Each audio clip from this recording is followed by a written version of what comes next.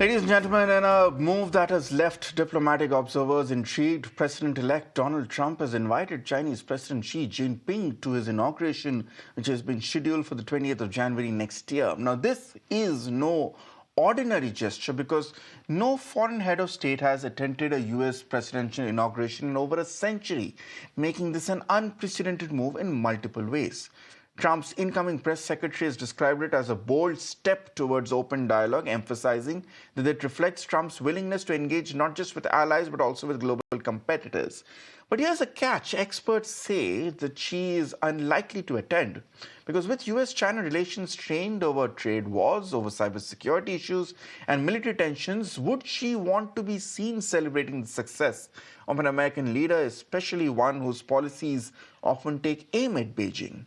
Observers are calling this Trump's boldest diplomatic move yet, a gesture that could redefine US-China relations or simply underscore the unpredictability of his foreign policy. Now, as the world watches closely, the question remains, and we are asking that on the Global Mirror tonight, is this a step towards mending fences or just another chapter in the theater of Trumpian global diplomacy? Let me go across to my guest joining me, Ambassador Suresh Goyal, former ambassador, Major General Dhruv Katoch is also with us, director of the India Foundation. And of course, we have Ray Locker, journalist and author. Ray is a friend of the show. Ray, let me begin with you first. What's the view from Washington, really? What exactly is Trump thinking? Because this seems to have stunned not just the United States, not just Beijing, but much of the world. I think it's a gimmick, like many of the things Trump has done. I mean, sometimes they work, sometimes they yield to a meeting, and many times they don't. We've already heard that Xi is not going to attend the inauguration. And really, it would be a security nightmare. You have this open air celebration. You can't expect the leader of China to sit outside in the cold while all this happens. You know, who's going to watch over him? This is a president who's already survived an assassination attempt. You don't know what could happen. And for all of those reasons, it's unlikely to happen. So, Mr. Locker, what, according to you, was Trump thinking? I mean, if it's a gimmick, which you point out it is, what was the end game? Was it just to throw Beijing off guard? Was it to take the moral high ground that he's extended an olive branch to perhaps China's number one threat geopolitically? Or was it something else? Well, I think Trump loves the bold move, right? That's why he went to North Korea. That's why he talked to Kim Jong-un. Didn't really Okay, turn yeah. out to work, but he made the move anyway. So he likes making grand gestures. If Xi decided to show up, that would mean that he would be available at Trump's beck and call to come whenever Trump wanted him to. That's one reason why Xi probably wouldn't or shouldn't do it. But that's, Trump is great at keeping people off balance. And to the extent that he's a grand strategic thinker, which I'm not so sure about, but he likes to make big moves, likes to keep people off balance and see what he can get. All right. Let's go across to Ambassador Goel to try and understand try and make sense of it a bit more. Ambassador Goel, if I can look at it in terms of diplomatic speak, it's as absurd as out of the blue as the Prime Minister of India, for instance, suddenly sending an invitation to his counterpart in Pakistan amidst all the diplomatic downturns that the bilateral ties between the two nations have taken forward. Would you agree with Mr. Ray Locker's assessment that this was essentially an exercise in headline management, which, let's be fair, Trump loves to do, and Trump has succeeded in this case? Or would you see this as an unconventional form of realpolitik that only perhaps Trump can pull off?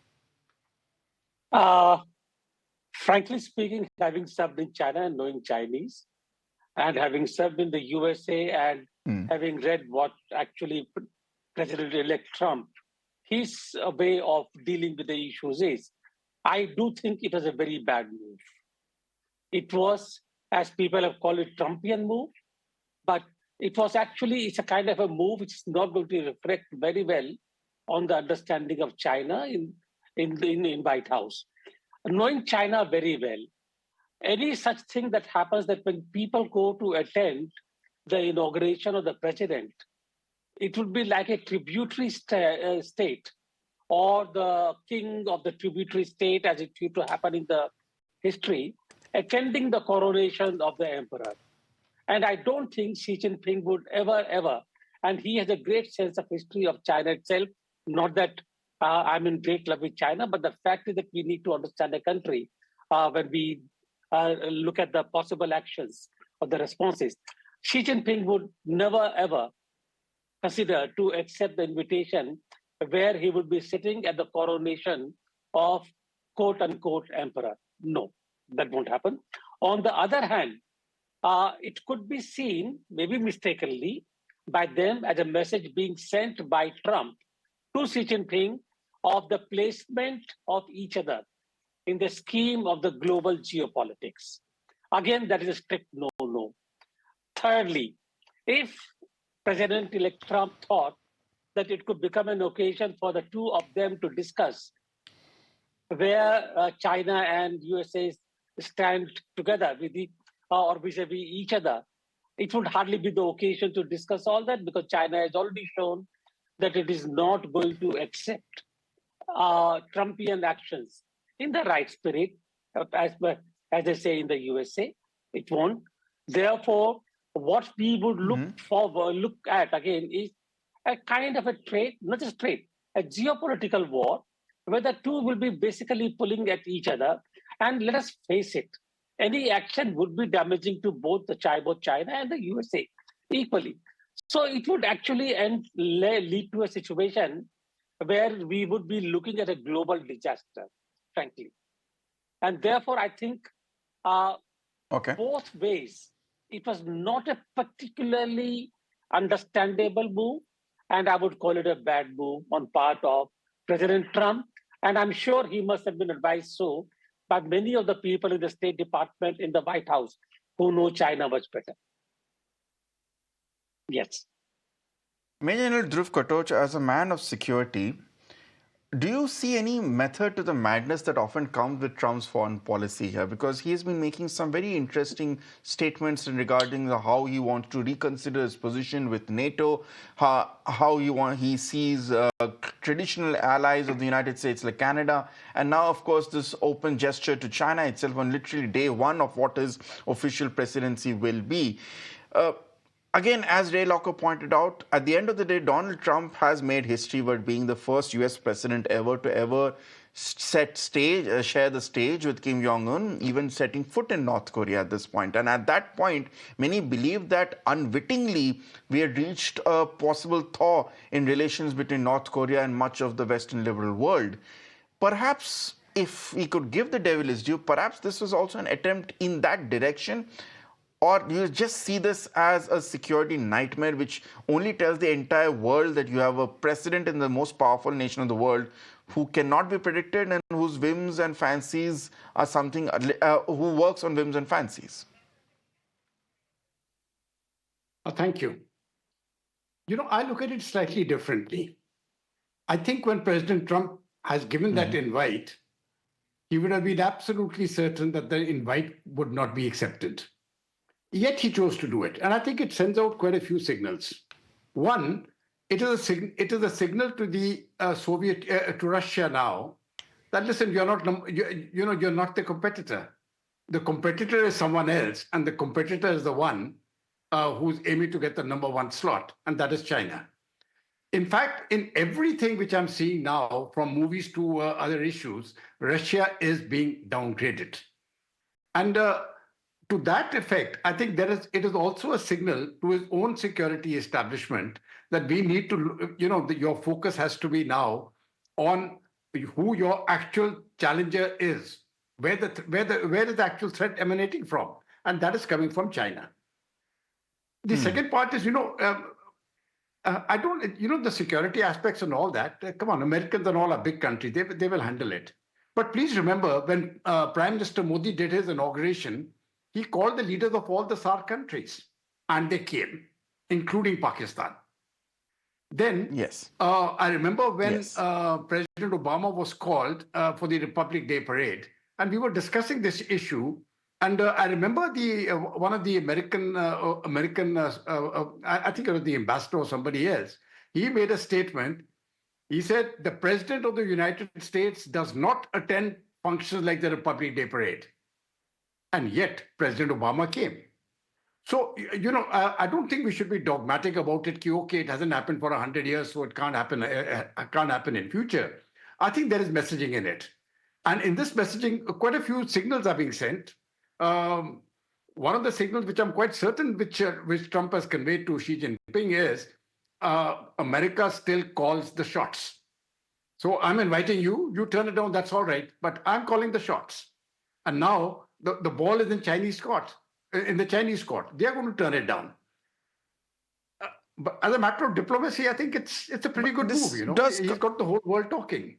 And and the whole world is listening now. It comes across. I don't think President Biden has ever made a statement which is listened to that extent as what the president-elect has made. Yeah.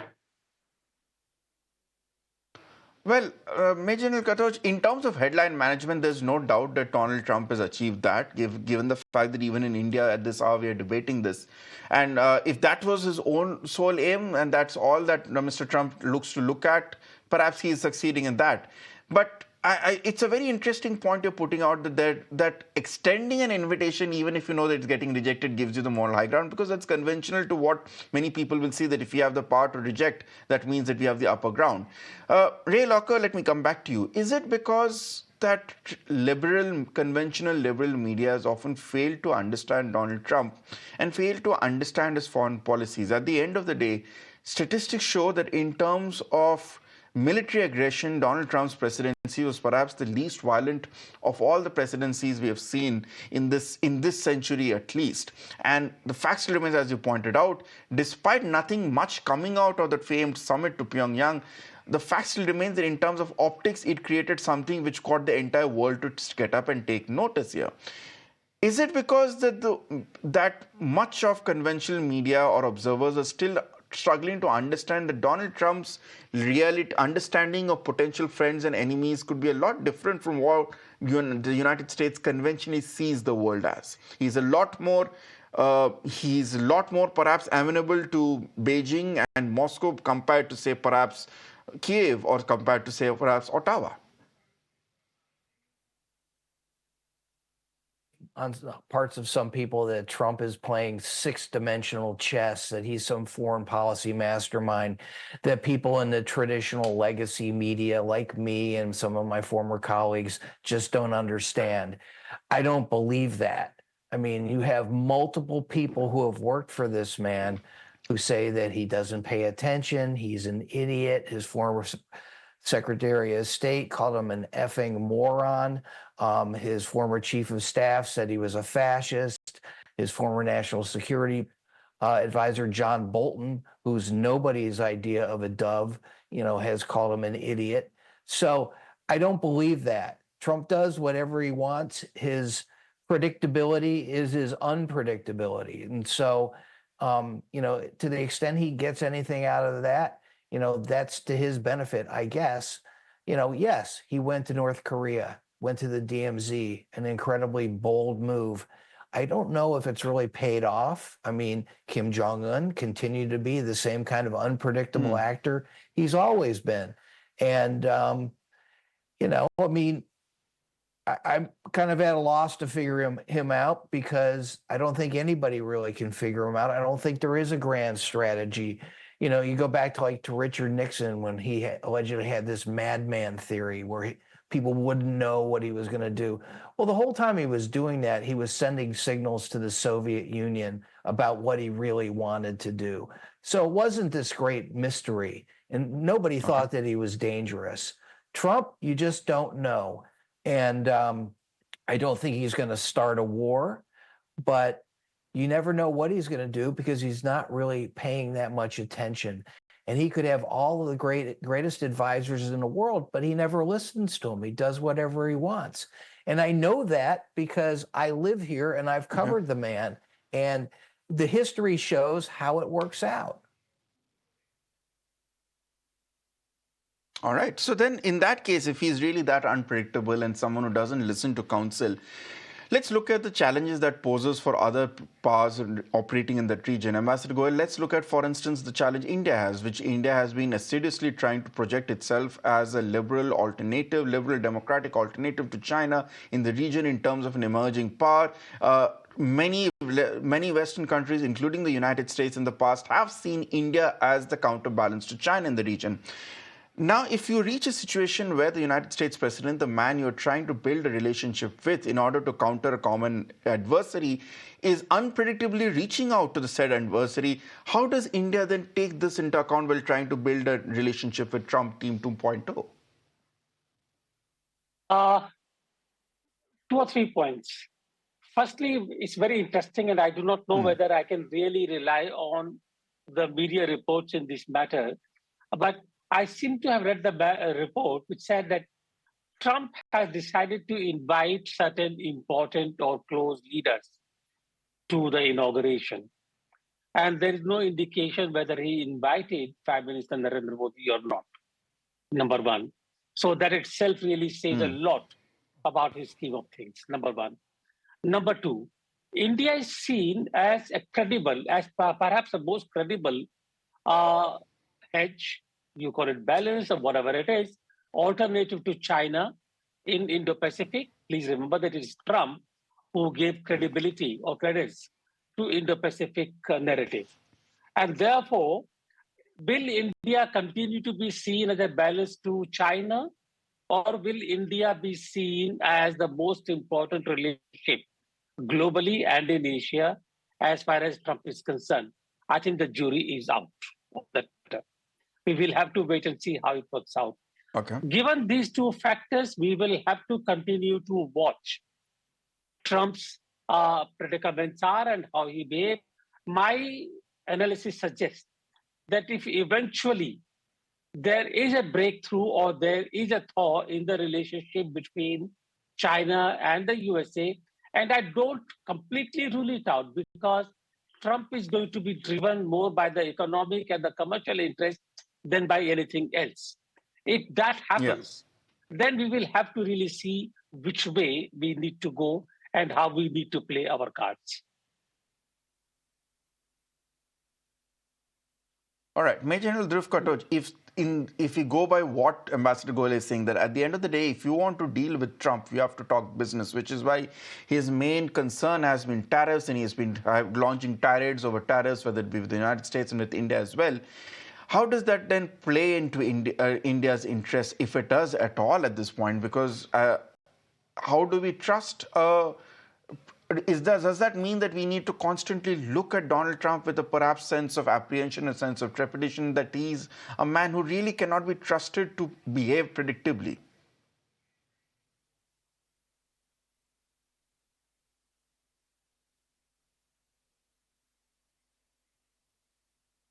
Major General Khatoj, I think we have just lost that connection at a very unfortunate time at this point here. But let me then circle back to Ray Locke at this point. Ray, the final question, which perhaps confronts us, if Donald Trump really is behaving as erratically, as unpredictably, without listening to counsel of people around him, as you say, with his sole motive just being headline management here, we are in for a wild ride, aren't we? Not just America, the rest of the world at this point, because it has to constantly second guess what this man is going to do and whether he's going to stick to his moves. I think that's the absolutely correct interpretation of what we're going to see. I mean, all of us want to be optimistic, think, oh, it's not going to be that bad. He's not going to be that unstable. But you look at some of the appointments he's made so far, people who are totally unqualified to hold the jobs that they've been appointed to. I mean, Pete Hegseth as defense secretary, the guy mismanaged 2 nonprofit charities, and now he's going to run almost a $1 trillion government agency. I mean, just on the facts of management ability alone, it doesn't make any sense. And you look at all these other things that he's doing, all these other appointments, they reject science, they reject kind of any kind of rational inquiry into anything, and they're driven by grievance and a sense that the United States is being pushed around. So I think you got to be very clear-eyed dealing with Trump in the future. Know that he's not a reliable actor. Know that he's susceptible to flattery, which is something that Prime Minister Modi knows extremely well. And, make the best of it as you can. And meanwhile, work on your other alliances, because you don't know at the end of the day if Trump is going to be there for you or not. Yeah. All right. So, Major General Dhruv Khatoj, I think you are back with us at this point, as Ray is saying. Perhaps that is the message going forward for the rest of the world, including India, is that don't hedge all your bets or don't put all your diplomatic eggs in the American basket here, which is perhaps why this entire talks about BRICS having a lot more of a stronger role in terms of possible de-dollarization. All those talks are even coming up. The world, including India, is realizing it cannot rely on the United States being a central and a reliable hinge point or a fulcrum anymore. Very frankly, I don't think India is placing all its bets on any one particular person. Whether it would be Donald Trump or Biden or the United States or Russia or something. We are dealing with the situations as they come. In my view, Trump will be a good bet, but it doesn't mean he's the only bet. President Trump will be very, very concerned because China is his competitor, and he needs someone also to see that there is a check, there is an appropriate check and balance towards that end. India suits that bill. What he will be really trying to do is to wean away the Russia-China relationship. That, I think, is going to be critical for him. Once he achieves that objective, either by cozying up a little bit to China or by cozying up a little bit to Russia, I think he would have achieved a very big strategic objective, because for the United States, an alliance between Russia and China is anathema, and they are going to have a problem. But I don't see any problem as far as India is concerned. We will deal with Mr. Trump whether he's irrational, rational. So let's leave it on that optimistic note. And I think he's a better bet. Let's leave it on that. Let's leave it on that optimistic note. It is one thing we can at least agree on, Major General Khatoj, Ambassador Goel, and of course, Ray, thank you for joining us as always. If there's one thing we can join us, that if headline management remains Trump's #1 goal, then we are in for a lot of debates and discussions going forward on Global Mirror. Thank you all for joining me, gentlemen. Good night. On the other side,